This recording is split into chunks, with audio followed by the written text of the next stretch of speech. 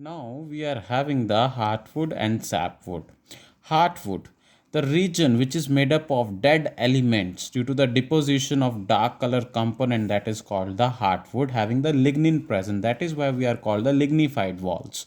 Now we are having the sapwood, which is the light region, that is the peripheral part of the region that is having light color, that is called the sapwood. Okay, moving further, we are having the cork cambium.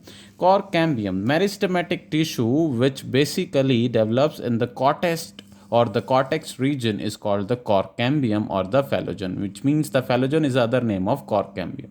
Now this phallogen, that is having the meristematic cells, they cut off the cell both on the side and differentiate to form cork, or it is also called the phloem, while basically having the inner cells differentiate into the secondary cortex or the phalloderm. Okay, now we are having the phallogen, phallum and phalloderm. These three combine, they form the periderm, which is the outer layer, right?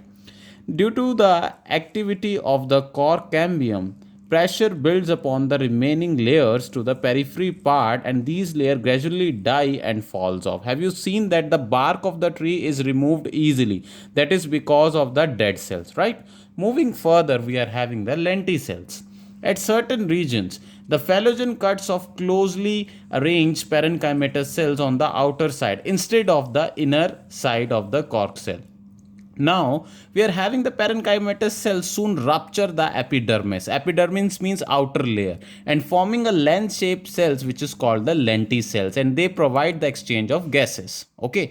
Now, we are having the secondary growth in roots. The vascular cambium of the dicot root originates from the tissue located just below the phloem bundle. Okay, a portion of the pericycle layer, we have understood that earlier also, that is having above the protoxylem region form a continuous wavy ring. Moving further, we are basically having the gradually become circle. Now this ring become gradually circular, and rest of the steps, they are basically similar to that of the dicot stem.